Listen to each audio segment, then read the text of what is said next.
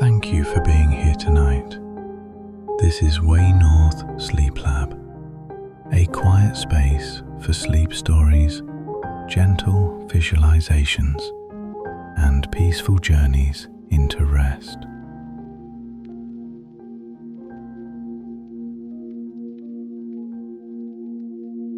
Tonight's bedtime story takes us to ancient Ásgarðr, where Freyr, god of harvest and light, sits alone in the high seat that sees all worlds.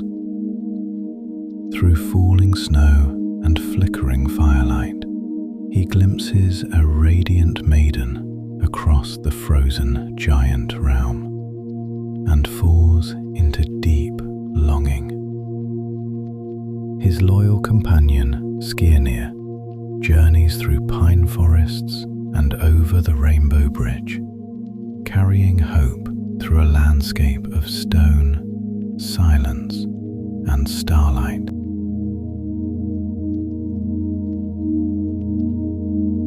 Before we begin, find a comfortable position, dim the lights, or turn them off completely.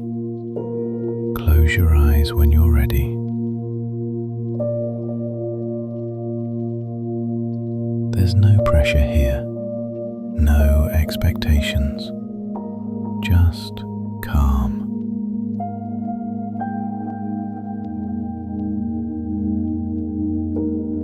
You don't need to follow every word. If you drift off before the end, that's perfect. That's exactly what we want. Let your body grow heavy. Let your breath slow. Let yourself be carried. Take a moment now and feel the support of the bed beneath you. Feel how the mattress holds you, how the pillow cradles the weight of your head. You don't need to do anything else but be here.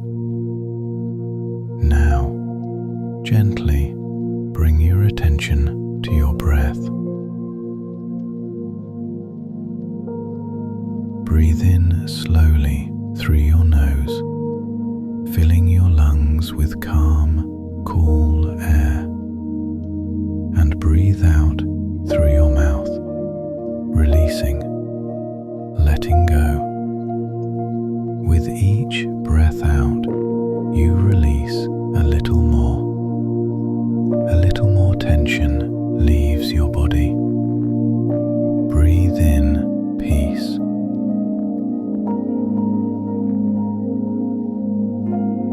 If your mind wanders, that's perfectly fine. If you drift away before the end, that's exactly what we want. There is no test, no right way to listen. Just let the words wash over you like rain on glass. You are safe here. There is nowhere you need to be right now. Nothing you need to solve. Nothing you need to hold. If thoughts come, let them float by like slow clouds in a quiet night sky. You don't have to follow them. You can simply return to the feeling of your breath and the gentle weight of your body.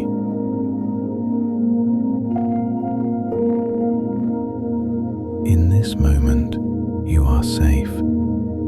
You are supported, and you can rest. Take one more slow breath in and a long, soft breath out. And if sleep is close, you can let it come naturally, quietly, in its own time.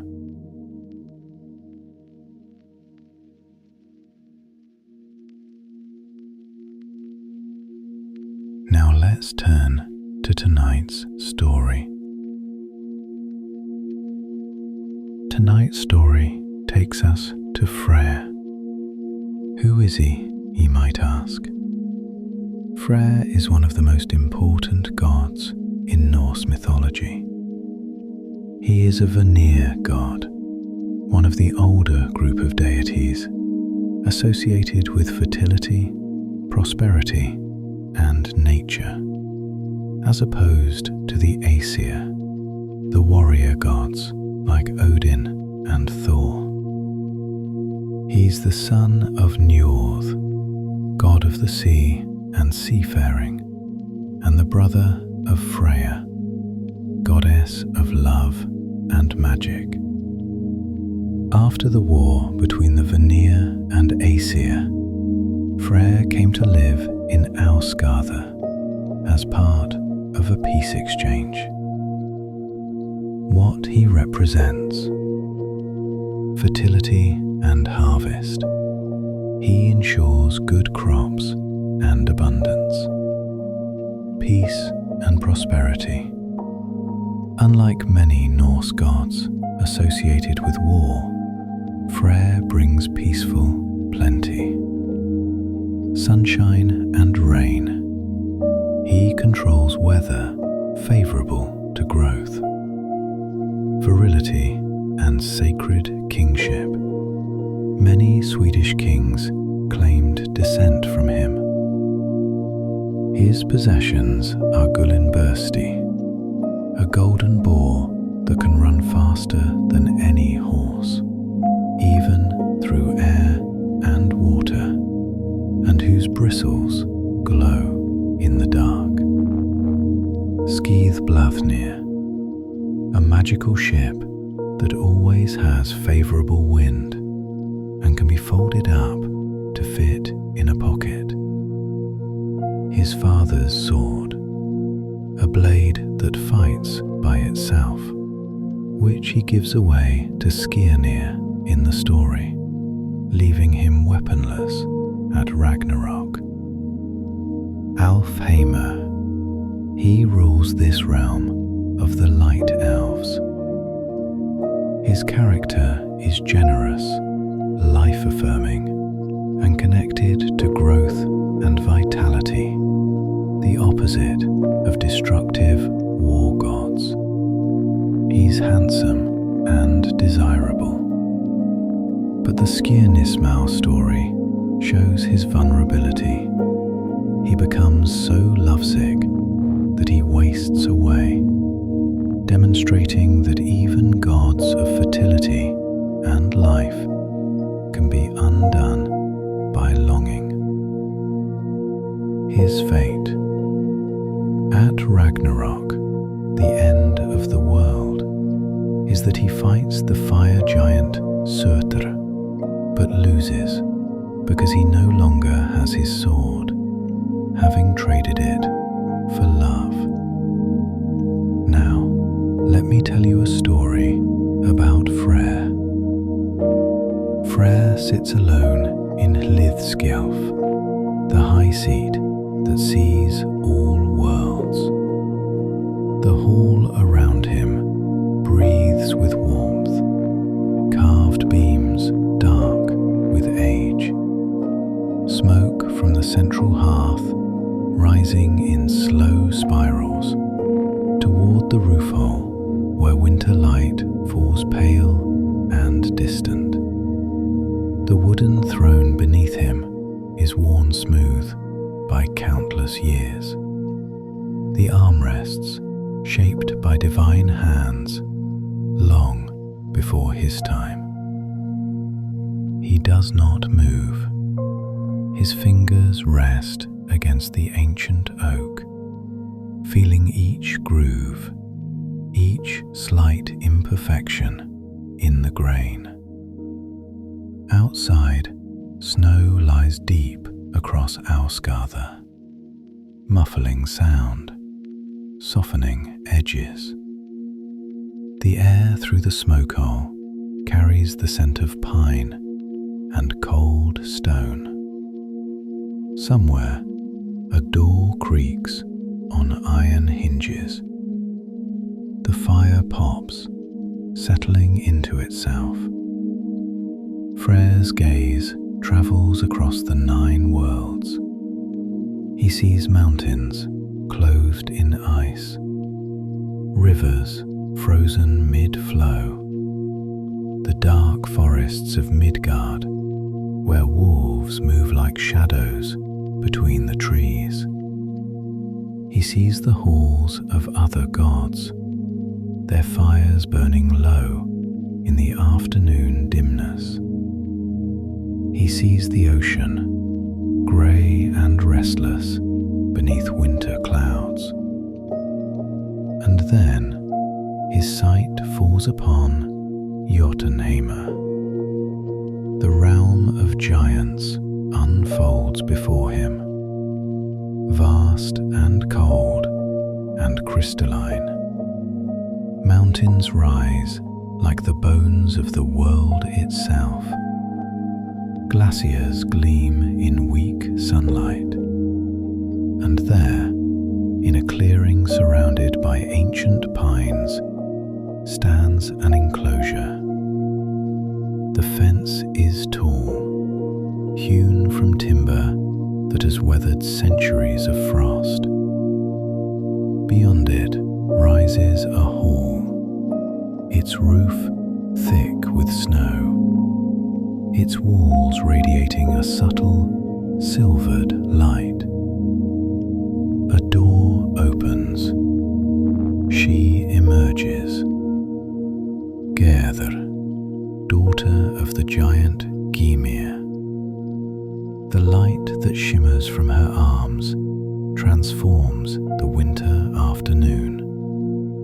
It is not the harsh glare of ice in some, but something softer, warmer, like the glow of coals beneath ash.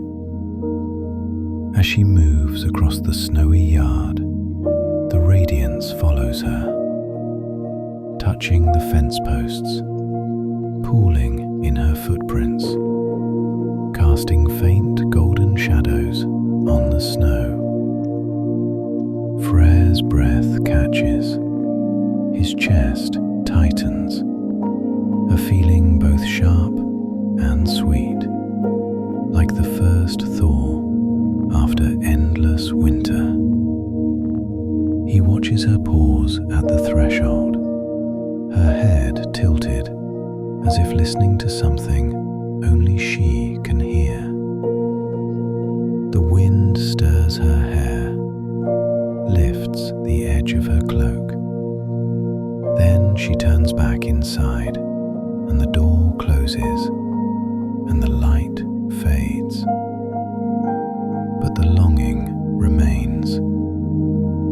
Freyr sits motionless in the high seat, the hall around him unchanged, the fire still crackling, the smoke still rising. Yet something within him has shifted. The warmth of the hall feels distant now. The sounds seem muted. Even his father's sword, hanging on the wall nearby, the blade that fights of its own will, cannot draw his attention. Days pass. Freyr does not eat. The thralls bring bread and roasted meat, ale and apples from Ethan's garden, but he only shakes his head. The food grows cold on the table. The ale sits untouched. His father, Njordr, comes to sit beside him, the old god's presence steady and calm. But Freyr has no words. How can he explain this ache, this strange gravity that pulls his thoughts always northward, toward Jotunheimr, toward a woman of giant blood he has seen but once? The hall feels smaller now. The carved pillars seem to lean inward. The fire's warmth cannot reach the cold hollow beneath his ribs.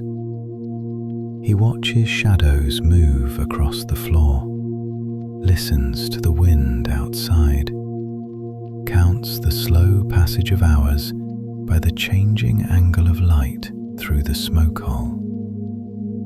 His mother, Ásgarðr, arrives, her footsteps quiet on the packed earth floor.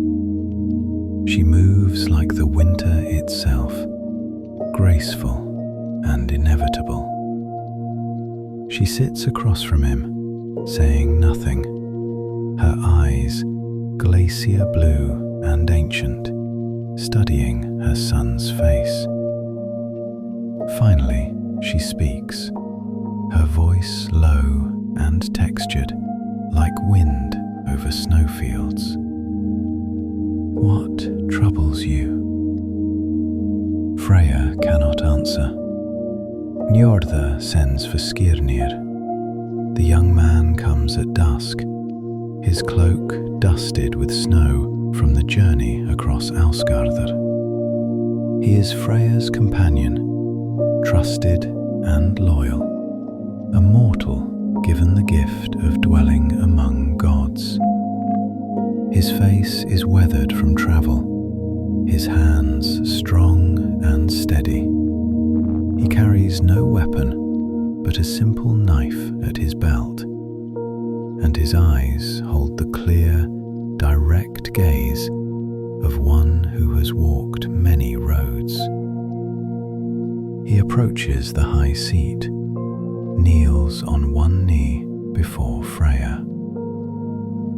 "My lord," he says quietly, "your father bids me ask, what sickness of heart or body keeps you from the hall's comfort?" Freyr looks down at him. The firelight catches in Skirnir's dark hair, reflects in his eyes. For a long moment, there is only the sound of the fire, the distant drip of melting snow from the eaves, the slow creak of roof beams settling under their burden of ice. "I have seen her," Freyr says at last. His voice is rough from disuse. "In Gymir's realm, beyond the river Ifing, behind the fence that guards her father's hall. Gerðr. Her name is Gerðr." Skirnir rises, moves closer, his expression thoughtful. "What of her, my lord?" "Her arms," Freyr whispers. "They shine, and from that shining, all the air and sea seemed to glow. I have known the light of Alfheimr, walked beneath the stars of every realm, but never have I seen such radiance. And now," he pauses, his hands gripping the armrests, "now I cannot eat, cannot sleep. The longing fills me like water filling a well, and I am drowning." The hall is very quiet. Skirnir considers this, his gaze steady and calm. Outside, the wind rises slightly, carrying with it the scent of coming snow. The fire shifts, settles, whispers to itself. "Then I will go," Skirnir says simply. Freyr looks at him, surprised, hope flickering like a candle flame in wind.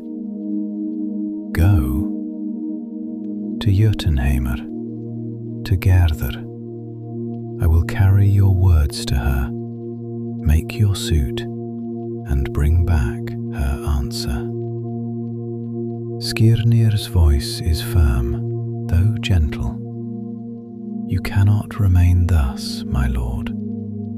A god should not waste away for want of speaking. Freyr's eyes brighten, the first real emotion in days crossing his features. He stands from the high seat, moving quickly to the wall where his father's sword hangs in its leather sheath. The blade is old beyond measure, forged in ages when the world was younger, and it possesses its own fierce will. In battle, it needs no hand to guide it.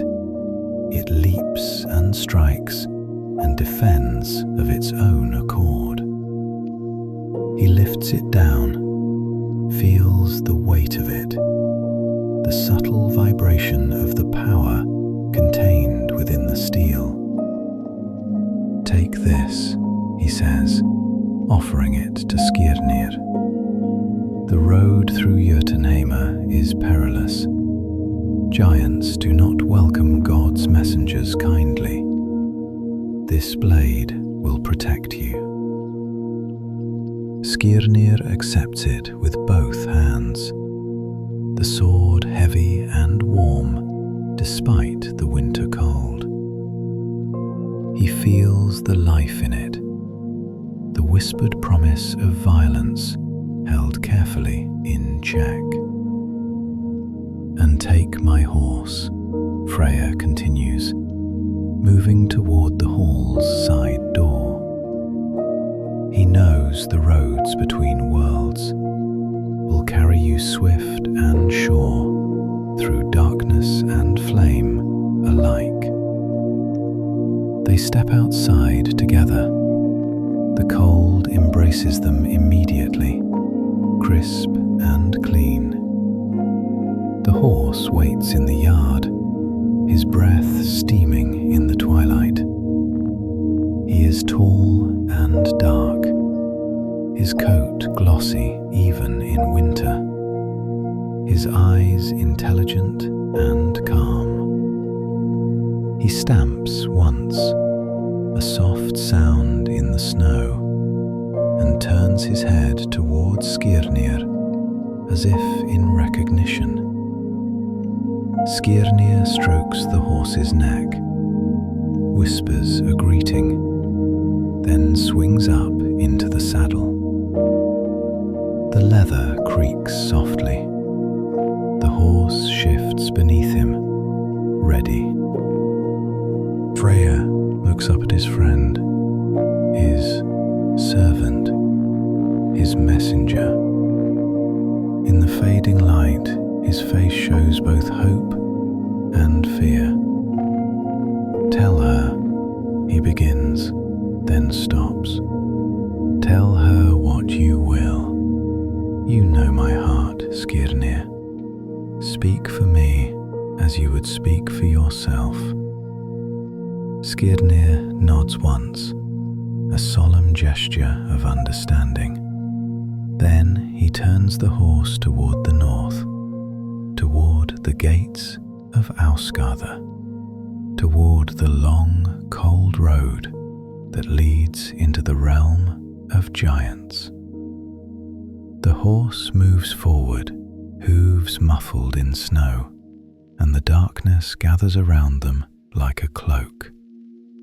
Freyr watches until they disappear, until there is nothing but the wind and the snow and the distant stars emerging one by one in the deepening blue of evening. The horse carries Skirnir through the night. They pass beyond the walls of Ásgarðr, beyond the bright halls and warm fires, into the wild lands between realms. The path winds through forests of pine and birch, the trees standing silent in their mantles of snow. Branches overhead form dark lacework against the sky. Occasionally, a weight of snow slides free, falling with a soft whisper to the ground below. The horse's breath comes steady and even, clouds of steam in the frozen air. His hooves find purchase on ice-slicked stones, navigate routes hidden beneath drifts. Skirnir lets the reins rest loose, trusting the animal's knowledge of hidden ways. They cross a frozen stream. The ice groans beneath them, but holds.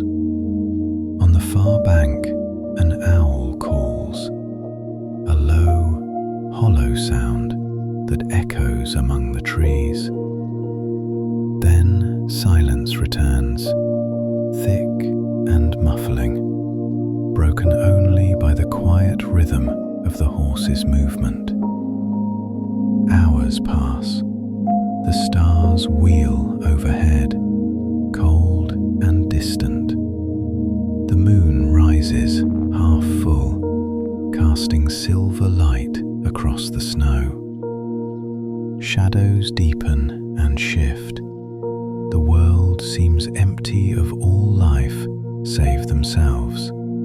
Two travelers moving through a landscape of sleep and stone.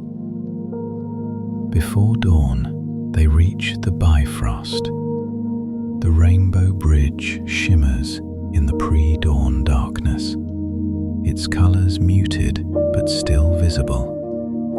Red like dying coals, gold like honey, blue like deep ice. Heimdall stands at its foot, his horn at his side, his eyes seeing all that approaches from any world. He watches Skirnir dismount, watches him lead the horse onto the bridge's span. You ride toward Jotunheim, Heimdall says. His voice carries no judgment, only observation. Few travel that road willingly. I carry a message, Skirnir replies, from Freyr to Ásgarðr, daughter of Gymir. Heimdall's expression does not change.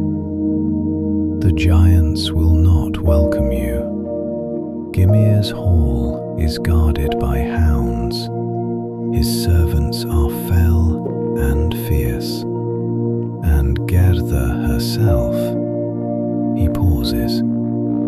She is proud, as befits her lineage. A god's longing may mean little to one who dwells beyond the god's reach. Nevertheless, Skirnir says quietly, I must try.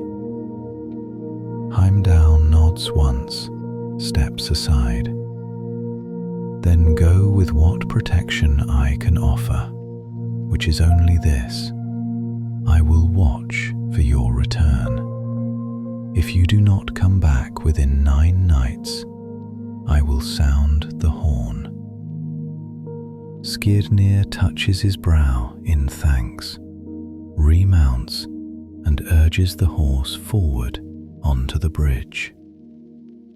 The Bifrost hums beneath them, a sound felt more than heard, a vibration in bone and blood. The colours intensify as they climb higher, brighter, almost painful in their beauty. Below, the void yawns, neither air nor water nor earth, but something older and stranger, the space between worlds where nothing dwells. Then they are across. The horse's hooves strike solid ground once more, and the cold deepens immediately. This is not the clean cold of Ásgarðr's winter, but something harsher, more hostile, sky above is heavy with clouds the color of old iron. They have entered Jotunheim. The landscape here is vast and terrible in its beauty. Mountains rise on all sides, their peaks hidden in cloud, their slopes steep and treacherous. Glaciers flow between them like rivers of ancient ice, creaking and groaning as they inch forward across stone. The valleys are filled with snow so deep that trees vanish beneath it, their highest branches barely visible above the surface. Skirnir wraps his cloak tighter and rides on. The horse picks his way carefully, avoiding crevasses hidden by snow bridges, skirting areas where the ice is thin over hidden water. Once they pass a standing stone, carved with runes so old that wind and frost have nearly erased them. Once they see a giant's footprint, enormous, half filled with fresh snow, the stride between steps impossibly long. Night falls again. They make no camp, simply continue through the darkness. The horse seems tireless. Skirnir eats dried meat and hard bread from his pack, drinks melted snow, and keeps watch as they travel. The stars here seem different, colder somehow, their light less kind. On the third day, they reach the river. The Ifing flows between Jotunheim's outer and inner reaches, black water churning with ice, impossibly wide. No bridge spans it. The current is fierce enough to tear a man from his saddle, to drag horse and rider down into depths that have no bottom. But Freyr's horse does not hesitate. He wades into the water, and his hooves find stones beneath the surface that Skirnir cannot see. The horse moves steadily, step by careful step, while the icy water rises around them.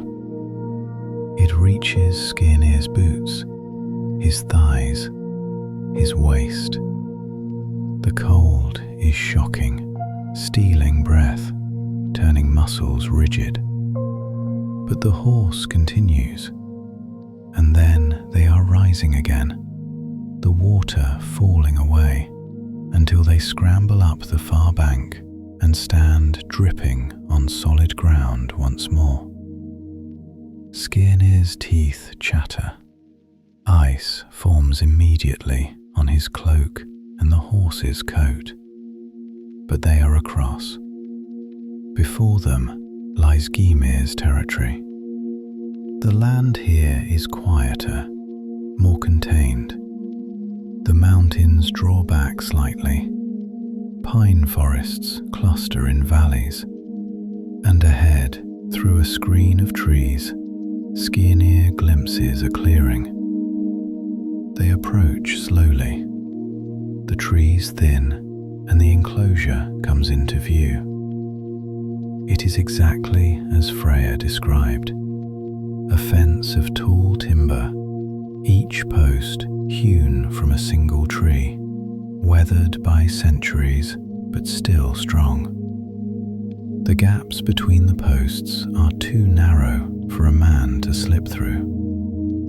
Beyond the fence rises a hall, smoke drifting from the roof hole, the walls glowing faintly with that strange silver light. Skirnir dismounts. His legs are stiff from days in the saddle, his hands clumsy with cold. He ties the horse to a pine at the clearing's edge, then walks forward, his boots crunching in the snow. He reaches the gate. It is barred from within, heavy timber held in iron brackets. He raises his hand and knocks. 3 solid strikes that echo in the cold air. For a moment, there is no response. Then, from within the enclosure, comes the sound of dogs. Not barking, but something worse. A deep growling, multiple throats. The sound of massive bodies moving through snow. The gate shudders as something heavy strikes it from the other side. The growling intensifies, becomes a chorus of barely restrained violence. Skirnir's hand moves to the sword at his side. The blade trembles in its sheath, sensing the threat, eager to be drawn. But before he can loose it, a voice calls out, sharp and commanding. Enough! The dogs fall silent immediately. Footsteps approach the gate, human-sized but purposeful. A face appears in the gap between posts. A woman's face, weathered and stern, her eyes sharp as flint. Who comes to Gymir's gate uninvited? I am Skirnir, he answers steadily, messenger of Freyr Njordsen, lord of Alfheimr and god of the harvest. I seek audience with Ásgarðr, daughter of this house. The woman's expression does not change. Gymir is not here. He hunts in the eastern valleys and will not return before the new moon. And his daughter does not receive messengers from gods. And yet I have come, Skirnir says quietly. I have crossed the Bifrost and the river Ifing. I have ridden 3 days through lands that would kill most men. I will not leave without delivering my message. The woman studies him, her gaze travelling from his frost-rimed cloak to the sword at his side, to the quality of the horse waiting at the forest's edge.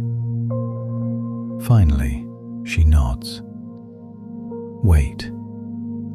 She disappears. Long minutes pass.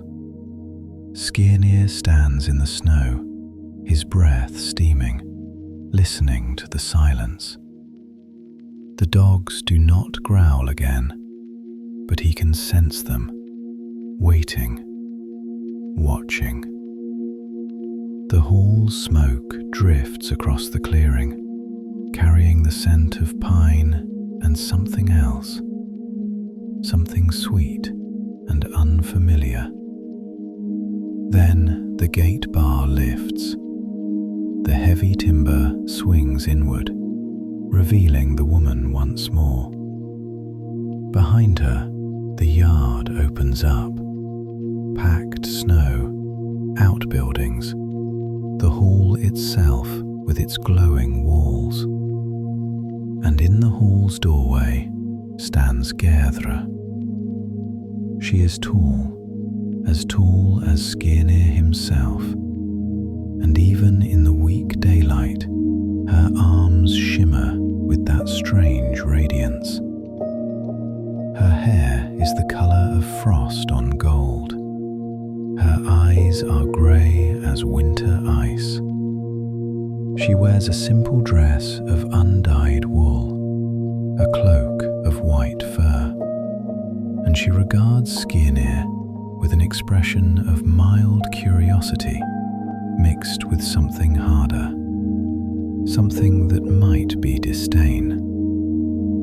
"So," she says, her voice is clear and cold, "a god sends his servant to speak for him. How disappointing." Skirnir steps through the gate. The woman closes it behind him. The dogs, 3 massive hounds with fur like shadow, watch from beside the hall, their eyes yellow and unblinking. "I speak for Freyr," Skirnir says, "because he cannot speak for himself. He has seen you, Gerðr, seen the light that shines from you, and it has unmade him. He does not eat, he does not sleep. He sits in Ásgarðr and thinks only of you." Gerðr's expression does not soften. "Then he is a fool, perhaps."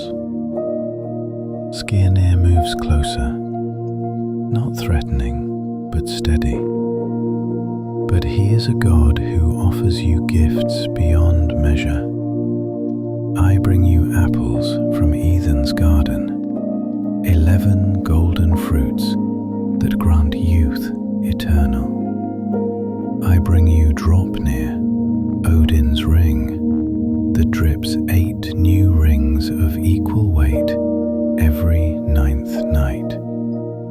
Wealth beyond counting, life beyond ending, all yours, if you will consent to meet him." He produces the items as he speaks, the apples wrapped in silk, the ring gleaming on his palm.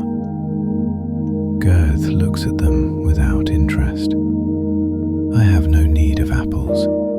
I am already what I am, and I do not wish to be otherwise. And gold," she gestures dismissively.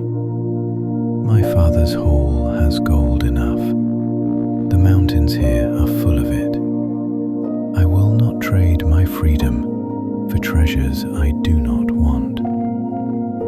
Skirnir's jaw tightens. He had expected resistance, but not this absolute certainty. He looks at the ring in his hand, the apples, feels their inadequacy like a physical weight. "What would you have then?" he asks quietly. "Nothing," Gerðr says flatly.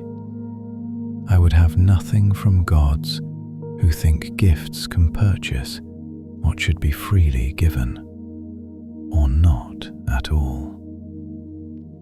The silence stretches between them. The afternoon light is fading. The clouds overhead thicken, promise more snow. Skirnir can feel the cold seeping through his clothes, into his bones. He has come so far, endured so much, and for what? To be dismissed like a peddler at the door. His hand moves to the sword, not to draw it, not yet, but the blade senses his emotion, begins to hum very softly in its sheath.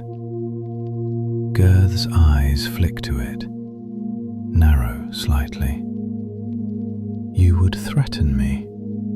Her voice is soft, dangerous. "I would do what I must," Skirnir replies, and now his own voice has an edge to it. "Freyr gave me this sword, his father's blade, which fights of its own will. It has tasted the blood of giants before. It could taste yours." Gerðr does not move, but something in her posture shifts, becomes more alert. "But before I speak of violence," Skirnir continues, his tone hardening. Let me speak of what refusal will bring. If you deny Freyr, if you send me back empty-handed, then hear what waits for you. He draws breath and speaks words he had hoped not to use. I will curse you, Ásgarðr, with this sword, which is more than steel, which carries the old magic of the Aesir. I will mark you. You will sit at the edge of the world, looking always outward, seeing others live while you remain frozen. You will drink the mead of goats, foul and bitter. No joy will touch you, no warmth will reach you. The giants will turn their faces from you, the gods will forget your name. You will become as a thing half living, not dead, but not alive either, until time itself forgets what you were. The words fall into the winter air like stones into dark water. Ásgarðr's face has gone pale, not with fear perhaps, but with the sudden understanding that this is not an idle threat. The sword at Skirnir's side pulses with suppressed power, waiting, hungry. The silence is absolute. Even the dogs have gone still. The woman servant has retreated into shadow. The world seems to hold its breath. Finally, Ásgarðr speaks. When? Her voice is barely audible. When what? When would he have me come? This god of yours, this Freyr who sends threats wrapped in golden apples. There is bitterness in her tone, but also something else. Resignation, perhaps, or simply exhaustion. Skirnir feels no triumph, only a cold, grey sadness. 9 nights from this one, he says quietly, in the grove called Barry, between your realm and his. There, on neutral ground, you will meet and speak and see what may be made of this. Ásgarðr nods slowly. 9 nights, she repeats. I will be there. She turns away then, walks back to the hall, and disappears inside without another word. The door closes with a solid thud. The light from within dims. Skirnir stands alone in the yard. The woman servant appears at his elbow, gestures toward the gate. He follows her, steps back through into the clearing beyond. The gate closes behind him. The bar drops into place. He walks to his horse, unties the reins, stands for a moment with his hand on the animal's warm neck. He has succeeded. Freyr will have his meeting. Ásgarðr will come. But the victory tastes like ashes, like snow melting on the tongue, like something precious broken that cannot be mended. He mounts, turns the horse south, and begins the long journey home. The ride back blurs together, days and nights, forests and frozen rivers, the Bifrost's rainbow span glowing in darkness. Skirnir speaks to no one, stops only when the horse requires rest.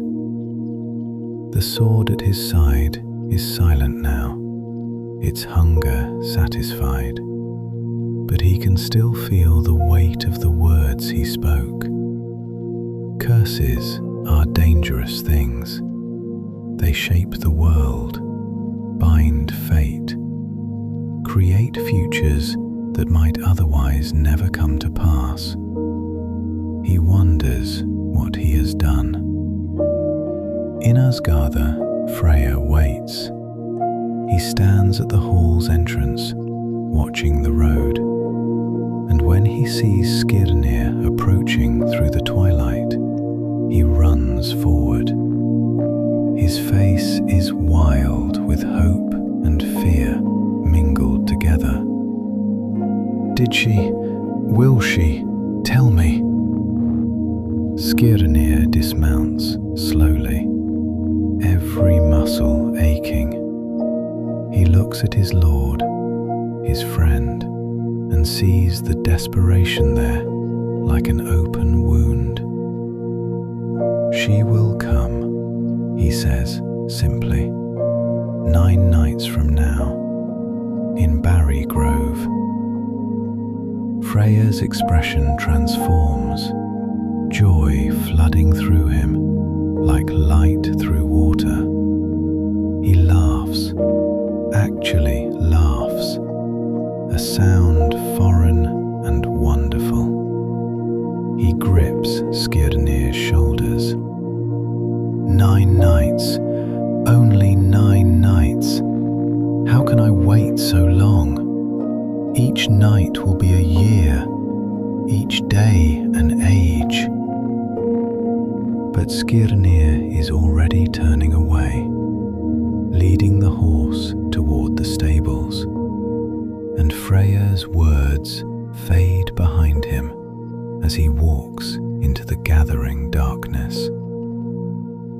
9 nights pass. Freyr paces the halls, watches the moon wax and wane, counts hours like a miser counts gold. He cannot eat still, cannot think of anything but the coming meeting. He plans what he will say, how he will stand, what gifts to bring beyond those she refused. His mind spins endlessly, weaving futures, imagining conversations, building hope like a man builds a house of straw. Skirnir watches him and says nothing. On the 9th night, they ride to Barry. The grove lies on the borderland between realms, a place where neither gods nor giants hold full sway. Ancient trees grow there, oaks and ash, their branches spreading like the roots of the world turned skyward. Moonlight filters through, touching moss and stone, creating pools of silver among the shadows. Freyr arrives first. He stands in the center of the grove, dressed in his finest, the absence of his father's sword strange at his side. He had given it away, traded safety for love, and now stands unarmed in the night. He waits. The moon rises higher, and then she comes. Gerða moves through the trees like something carved from ice and starlight. Her cloak is white as winter, her hair unbound, and the radiance from her arms makes the grove seem to glow with soft, She walks steadily, her expression unreadable, until she stands before Freyr in the moon-washed clearing. They look at each other. "You came," Freyr breathes. "I said I would." Her voice is neutral, neither warm nor cold. "Your messenger was persuasive." Freyr flinches, understanding flooding through him.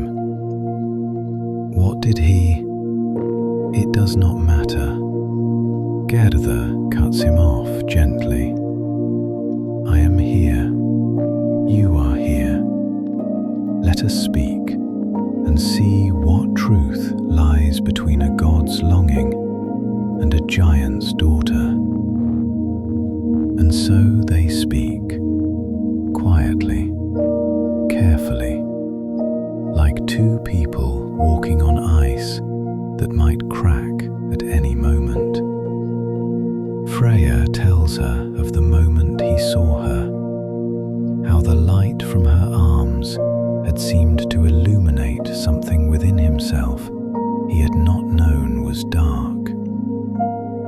Gerðr listens, her face softening slightly, and when he finishes, she tells him of her life in Jotunheimr, the long winters, the fierce beauty of her homeland, the freedom she values above gold or endless youth. They talk through the night. The moon crosses the sky, begins to descend. The air grows colder, promising dawn. And somewhere in those hours, something shifts. Not love, perhaps, not yet, but recognition. An understanding that longing and freedom need not be enemies. That light can come from unexpected sources. That two beings from different worlds might find common ground in the space between.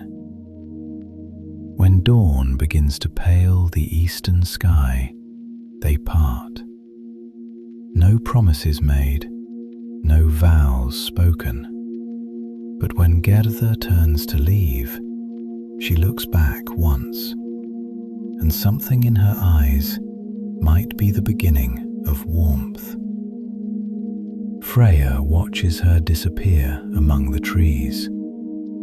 Then he turns south, toward home, toward Ásgarðr, where Skirnir waits. And though the sword is gone, and 9 long nights have passed, he feels lighter than he has in days beyond counting. The grove falls silent. The trees stand as they have always stood, patient, watching. The moss glows softly in the dawn light, and somewhere distant, very distant, a bird begins to sing. A single clear note that carries across the borderlands into both realms. A sound of neither question nor answer, but simply of beginning. The grove grows quiet as morning comes. Snow begins to fall, very softly, individual flakes drifting down through the branches. The story ends in Barry. The grove grows quiet as morning comes. Snow begins to fall, very softly, individual flakes drifting down through the branches, touching stone, touching moss, melting on contact with the earth. The light strengthens gradually. Pale gold mixing with silver, and the world turns, as it always has, as it always will. You are now free. Everything you needed to do today is done. The stillness grows around you like a soft cloud. You are free from the day, free from worry, free from obligations. There is nothing you need to carry now, nothing you need to solve, nothing you need to plan. You are held gently by this moment. You are allowed to be soft in this moment. You can rest without asking for permission. This is your time, your peace, your rest. You are protected here. You are safe here. You are wrapped in calm. Rest is like a friend opening their arms to you. Sleep comes to you like a natural wave. There is no wrong way to rest. You don't need to try. You don't need to do anything. Just be. Just release. Just rest. You are safe to fall asleep. You sink into peace. Your body heals, regenerates, strengthens. As you drift into beautiful dreams, your subconscious mind absorbs the following affirmations. I am falling into a peaceful and relaxing sleep. I am relaxing each of my muscles. With every second, they become warmer and heavier. I sleep deeply and well. I let my breath take me deeper.